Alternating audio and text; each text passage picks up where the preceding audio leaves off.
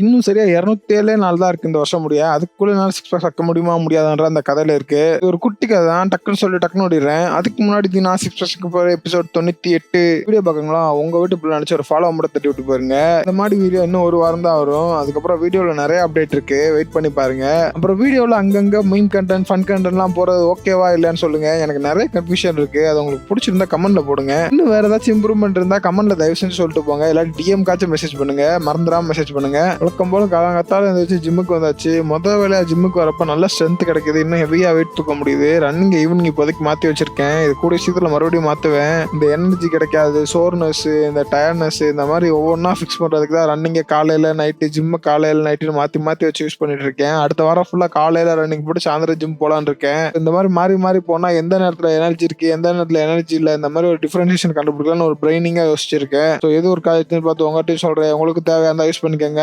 இதெல்லாம் பேசி முடிக்கிறதுக்குள்ள மத்தியானமே வந்துருச்சு. சரி ஓகேன்னு மத்தியானம் சாப்பாடு சாப்பிட்டு அப்சஷன் ஒரு படத்துக்கு தேனியில தான் இருந்துச்சு. அதுக்கு போகலான்னு சொல்லி நானும் ஹரி என் உடன்பிறப்பையும் அள்ளி போட்டு தேனி கிளம்பியாச்சு.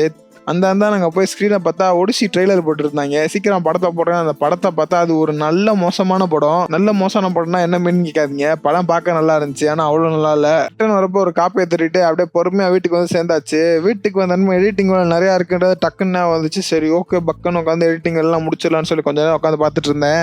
அதுக்கப்புறம் இன்னும் நம்ம நண்பர்கள் பார்க்கவே போகல. மணி ஆல்ரெடி லேட் ஆயிடுச்சு. இதுக்கப்புறம் போனால் நண்பர்கள் கடையை பூட்டிடுவாங்க. ஆனால் இன்னைக்கு நம்ம ரன்னிங்கும் போகணுன்ற மாதிரி பிரெயினாக யோசிச்சு ரன்னிங்லேயே நம்ம நண்பர்கள் கடைக்கு போயிடலான்னு முடிவு எடுத்துட்டேன். 4 கிலோமீட்டர் கேஸ் டக்குன்னு ஓடியாச்சு. அப்படியே போய் அங்கே கொஞ்சம் நேரம் பேச்ச போட்டுட்டு இருந்தான். வழக்கம் போல தான் ஊர் புறணி உலக புறணி கடையை போட்டு டெவலப் பண்றது, இன்னும் என்னென்ன பண்றது, இந்த மாதிரி நிறைய பிசினஸ் ஐடியா, நிறைய ஐடியாலஜிஸ் எல்லாம் பேசிட்டு இருந்தோம். மக்கள் வர வர ரொம்ப அதிகமா திங்க் பண்ண ஆரம்பிச்சிட்டாங்க.